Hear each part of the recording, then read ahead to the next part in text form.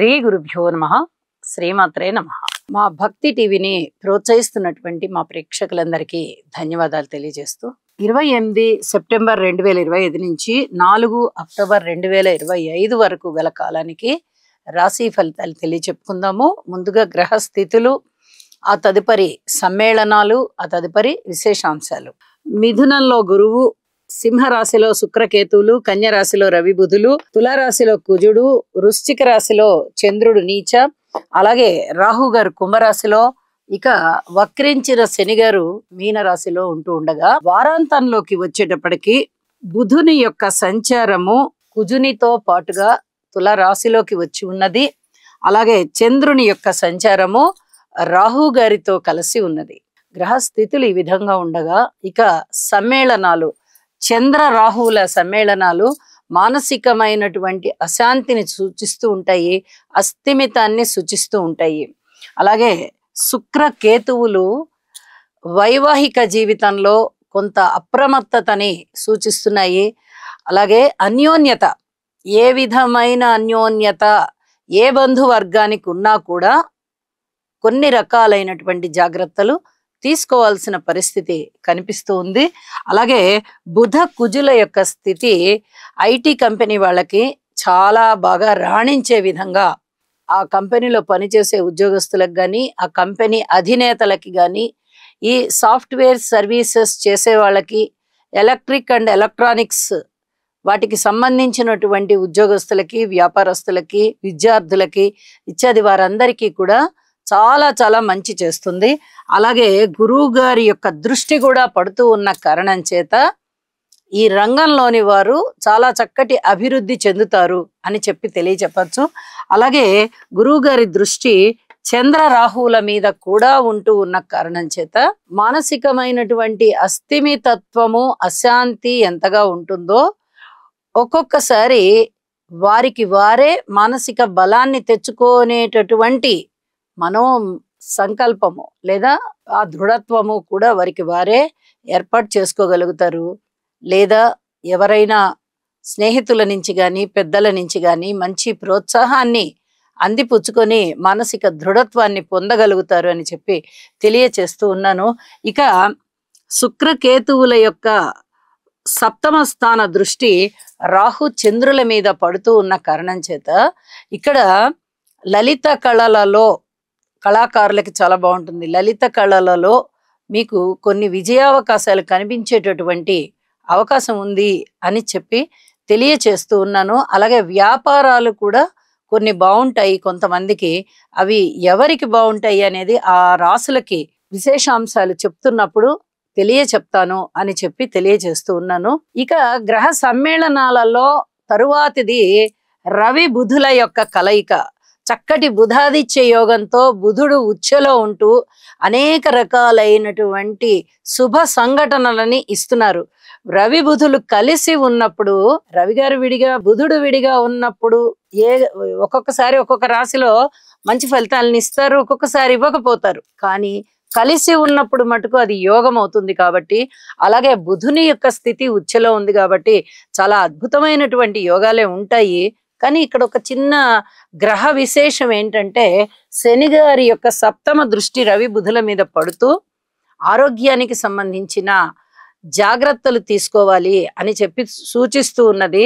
ఈ రక్తానికి సంబంధించి, చర్మానికి సంబంధించి, ఇలాంటి వాటికి సంబంధించి కొన్ని జాగ్రత్తలు తీసుకోవడం అయితే తప్పనిసరిగా ఇక్కడ గ్రహస్థితులు తెలియచెప్తున్నాయి. అలాగే వైద్య విద్యార్థులు కానీ, వైద్యానికి సంబంధించినటువంటి వ్యాపారస్తులు కానీ, లేదా వైద్యులు కానీ చాలా చాలా బాగుంటారు. అద్భుతమైన ఆదాయాలు ఉంటాయి.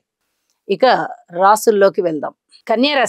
కన్యారాశి వారికి 3 గ్రహాల అనుకూలతే కనిపిస్తూ ఉన్నది. ఈ వారం రోజుల కాలంలోనూ 3 గ్రహాల అనుకూలత అంటే అది ఒక విధంగా యోగమే అవుతూ ఉన్నప్పటికీ, రాశిలో ఉన్నటువంటి రవి బుధులు, నిజానికి రవి బుధులు రాశిలో మనకి జన్మజాతకంలో ఉన్నట్టయితే మంచి ఫలితాలను ఇవ్వగలరు. కానీ రాశిలో మంచి ఫలితాలని అంత ఇవ్వకపోవచ్చు. అయితే బుధుని యొక్క సంచార స్థితి ఉచ్చలో ఉంటూ ఉన్న కారణం చేత మేధావి తనం బాగుంటుంది. అంటే బుద్ధి బాగా పనిచేస్తూ ఉంటుంది, ఖర్చులు బాగా అదుపులో ఉంటాయి అని చెప్పి తెలియజెప్పచ్చు. శని గారి యొక్క దృష్టి పడుతూ ఉన్న కారణం చేత ఆరోగ్య విషయంలో అధిక జాగ్రత్తలు తీసుకోవాలి. ఇది చాలా చాలా చెప్పదగినటువంటి సూచన. చర్మానికి సంబంధించి, రక్తానికి సంబంధించి, ఏదైనా ఎలర్జీకి సంబంధించి పడని వస్తువులు ఏదైనా తినడానికి మీరు ప్రయత్నం చేస్తే తప్పనిసరిగా తేడా వస్తుంది. ఇలాంటివన్నీ కూడా ఉండేటటువంటి అవకాశాలు ఉన్నాయి కాబట్టి చాలా చాలా జాగ్రత్తగా ఉండండి. ఇది చాలా చెప్పదగ్గ సూచనగా తెలియచేస్తూ ఉన్నాను. అయితే తృతీయ స్థానంలో చంద్ర సంచారం చాలా బాగుంది, వ్యయస్థానంలో శుక్ర సంచారం చాలా బాగుంది, షష్ఠ స్థానంలో రాహు సంచారం చాలా బాగుంది. విలువైన ఆభరణాలు కొనుగోలు చేస్తారు. కుటుంబ జీవితంలో అనుకోని విధంగా ఐకమత్యం పెరుగుతుంది, అన్యోన్యత పెరుగుతుంది, ఆదాయం పెరుగుతుంది, శత్రువుల యొక్క దాడి తగ్గిపోతుంది, శత్రువుల యొక్క బాధ కూడా తగ్గిపోయేటటువంటి పరిస్థితి ఉంది. మిత్రులు చాలా చాలా అన్యోన్యత ప్రదర్శిస్తూ మీకు మరింతగా చేరువవుతారు. ఏ పని కార్యక్రమాలు ప్రారంభించినా మీకు అందులో అనుకూలమైనటువంటి పరిస్థితులు ఉంటాయి, విజయావకాశాలు ఉంటాయి.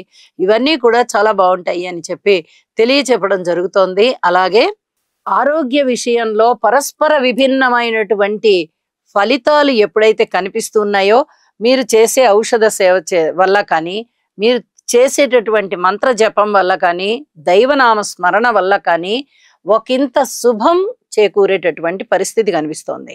అంటే త్వరగా తగ్గిపోయే విధంగా కనిపిస్తోందన్నమాట. షష్ఠ స్థానంలో రాహు గారి సంచారము చాలా బలంగా ఉంటూ మీకు అనుకూల ఫలితాలను తెచ్చిస్తూ ఉంది.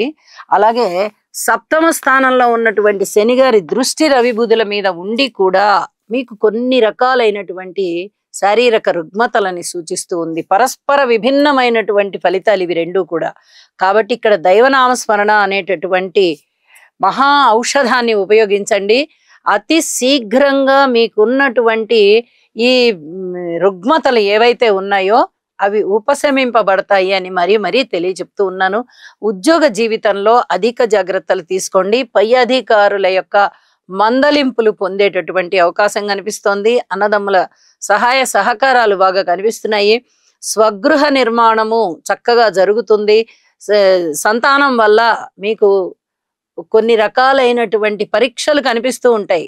ఇది మనకి పరీక్షల కాలమా అనిపించేటటువంటి పరిస్థితులు ఉంటాయి. ఓర్పు కలిగి ఉండండి. జీవిత భాగస్వామితో కూడా ఓర్పు కలిగి ఉండండి. అలాగే విద్యార్థులు చాలా బాగున్నారు. మంచి విద్య వస్తుంది వారికి. విద్యలో అభివృద్ధి బాగా కనిపిస్తోంది. అలాగే స్త్రీలకి కూడా చాలా బాగుంది. జీవిత భాగస్వామి విషయంలో కానీ, అలాగే వ్యాపార భాగస్వాముల విషయంలో కానీ ఖచ్చితంగా జాగ్రత్తలు తీసుకోవాల్సినటువంటి పరిస్థితి కనిపిస్తోంది. అలాగే కార్మికులు, కర్షకులు, నేత పని వారు, చేతి వృత్తుల వారు ఇత్యాది వారి విషయంలో శుభాశుభ మిశ్రమంగా ఉంది. పనికి తగ్గ కష్టం మీకు దొరుకుతుంది అని చెప్పి తెలియజేస్తున్నాను. ఇక కన్యా రాశి వారికి ఈ వారాంతంలో చంద్రుని యొక్క సంచారము షష్ఠ స్థానంలోకి వచ్చి మరింతగా లాభాలను ఇస్తోంది. ద్వితీయ స్థానంలోకి బుధుడు వచ్చి మరింతగా బుద్ధి బలాన్ని పెంచుతున్నారు, ఆదాయాన్ని పెంచుతున్నారు, కుటుంబంలో ఐకమత్యాన్ని పెంచుతున్నారు, అన్యోన్యతను పెంచుతున్నారు. అన్ని విధాలుగాను ఈ జరిగినటువంటి గ్రహస్థితుల మార్పులు మీకు అనుకూలమైన ఫలితాలని ఇస్తున్నాయి అని చెప్పి తెలియజేస్తూ, శని గారికి, రవి బుధులకి తప్పనిసరిగా స్తోత్ర పారాయణాలు చేసుకొని గ్రహ శాంతిని చేసుకోవాల్సిందిగా సూచన చేస్తూ శుభం.